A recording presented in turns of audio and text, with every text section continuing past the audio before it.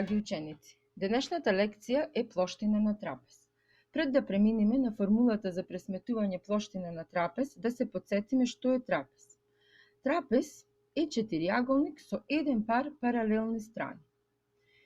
Паралелните страни ги викаме основи, а непаралелните страни ги викаме краци. На цртежот паралелните страни се означени со буквата А и Б, а непаралелните страни со буквите С и Д.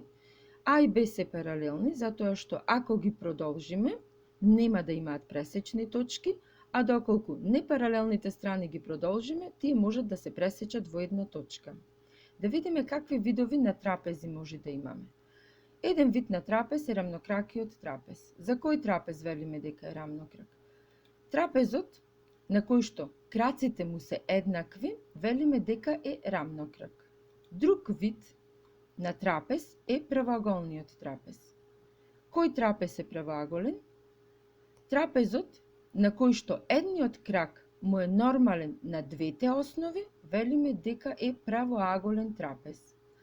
Која е формулата за пресметување плоштина на трапез, независно од кој вид е трапезот? Плоштината се смета по формулата А плюс Б врз 2 по Х. Но да видиме што значат ознаките А, Б и Х.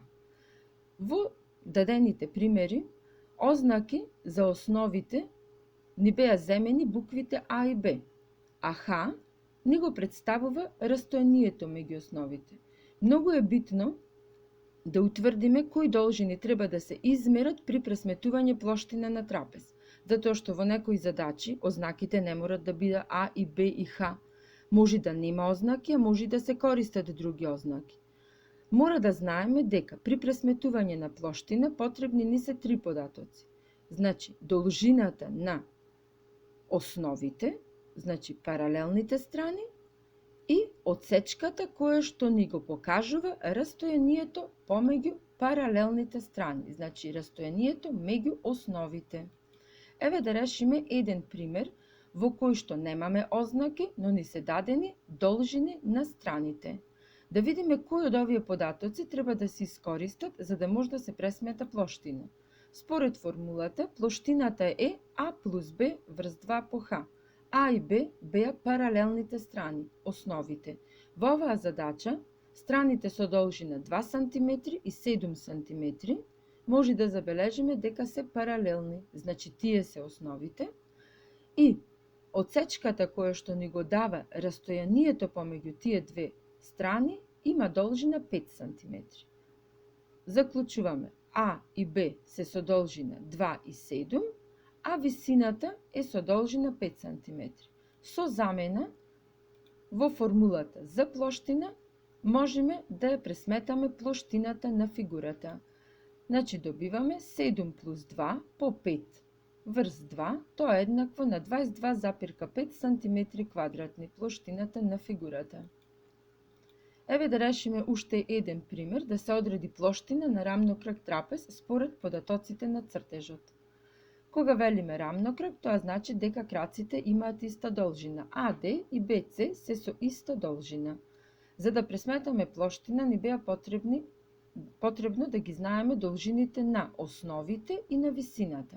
Основите ги знаеме 48 и 30, но немаме податок за висината. Како ќе дојдеме до должината на висината? Гледаме дека висината представува катета во еден правоаголен триаголник со хипотенуза 41, едната катета ја бележиме со Х, другата со Х. Кај секој правоаголен триаголник може да се примени Питагорова, но претходно треба да знаеме колку е должината на ова делче Х.